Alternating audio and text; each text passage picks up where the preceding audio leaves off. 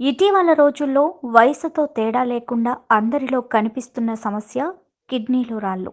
మూత్రపిండంలో లేదా మూత్రనాళంలో ఏర్పడిన ఒక స్ఫటిక ఆకారంలో ఉండే ఘన పదార్థాన్ని కిడ్నీలో రాళ్ళు అంటారు. మూత్రపిండాల్లో రాళ్ళు ఉండే స్థితిని నిఫిరోలిథియాసిస్ అంటారు మరియు మూత్రనాళంలో రాళ్ళు ఉండే స్థితిని యూరలిథియాసిస్ అంటారు.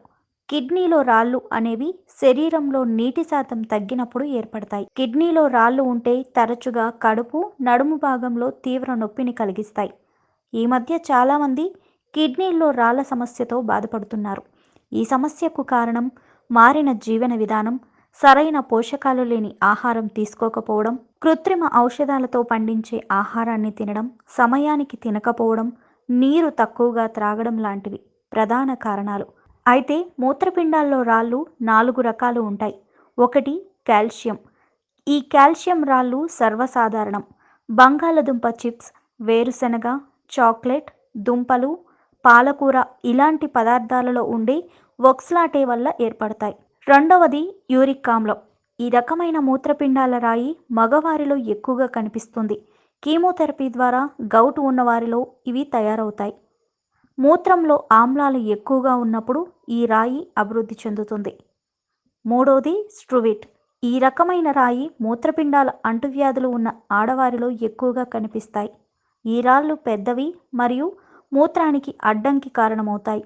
అంతర్లీన సంక్రమణను చికిత్స చేయడం స్ట్రువిట్ రాళ్ళ అభివృద్ధిని నిరోధిస్తుంది. నాలుగోది సిస్టైన్. సిస్టైన్ రాళ్ళు అరుదు. జన్యుక్రమరాహిత్య సిస్టినూరియా కలిగిన మగవారు మరియు ఆడవారిలో ఇవి ఏర్పడతాయి. ఈ రకం రాయి శరీరంలో సహజంగా సంభవించే ఒక ఆమ్లం.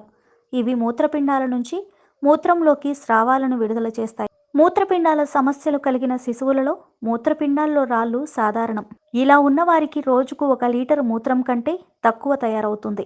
ఒక సర్వే ప్రకారం ఆడవారి కంటే మగవారిలో ఎక్కువ శాతం మూత్రపిండాల్లో రాళ్ల సమస్య ఉందని వెల్లడించారు. 20 నుంచి 60 ఏళ్ల వయసు మధ్యలో మూత్రపిండాలలో రాళ్ళు ఎక్కువగా సంభవిస్తాయి. మనం తీసుకునే ఆహారంలో ఉప్పు శాతాన్ని తగ్గించాలి. అలాగే బయట దొరికే జంక్ ఫుడ్ తక్కువ తినాలి. నిమ్మరసం త్రాగటం, పండ్ల రసాలు త్రాగడం వల్ల, శుద్ధమైన నీటిని ఎక్కువగా తీసుకోవడం, తరచూ వ్యాయామం చేయడం వల్ల ఈ మూత్రపిండాల్లో రాళ్ల సమస్యను చాలా వరకు తగ్గించవచ్చు. ఆరోగ్యవంతమైన జీవితం కోసం మనం పాటించాలి కొన్ని నియమాలని. చిన్ని చిట్కాలతో చింతలేని జీవితాన్ని ఎలా గడపాలి అనే దానికి వీక్షిస్తూనే ఉండండి మన ఆరోగ్యం యూట్యూబ్ ఛానల్. మరిన్ని ఆరోగ్య సూత్రాలకు సబ్స్క్రైబ్ చేసుకోండి.